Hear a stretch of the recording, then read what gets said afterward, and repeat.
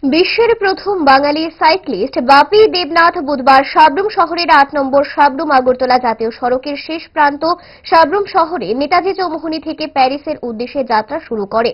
এদিনের এই অনুষ্ঠানে সাব্রুমের মহকুমা শাসক শিবজ্যোতি দত্ত, মহকুমা পুলিশ অফিসার নিত্যানন্দ সরকার, সাব্রুম নগর পঞ্চায়েতের ভাইস চেয়ারম্যান দীপক দাস, সুপরিচিত ব্যক্তিত্ব লেখক অশোকানন্দ রায়বর্ধন এবং আমেরিকার প্রবাসী উজ্জ্বল মজুমদার উপস্থিত থেকে যাত্রার শুভ সূচনা করেন।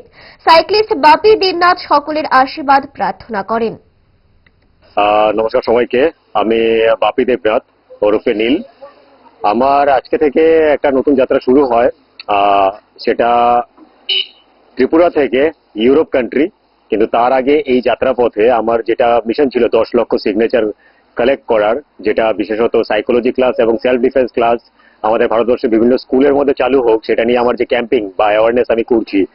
আর ড্রাগ এডিকশনের উপর যে আমার কাজ হচ্ছে, সেটার আজকে আমার ত্রিপুরা রাজ্যের শেষ সীমানা 44 নম্বর জাতীয় সড়ক এবং 8 নম্বর হাইওয়ের যেটা শুরুর জায়গা, সেখান থেকে আমার শুরুটা আজকে এখান থেকে হলো। তো এতটুকুই বলবো, সবার যেরকম আমার পাশে ছিলেন, সবার আশীর্বাদ, সবার ভালোবাসা পাশে ছিল। 2024 14 জুলাই মাউন্ট এভারেস্টের বেস ক্যাম্প পর্যন্ত সাইকেল নিয়ে পৌঁছতে পেরেছিলাম।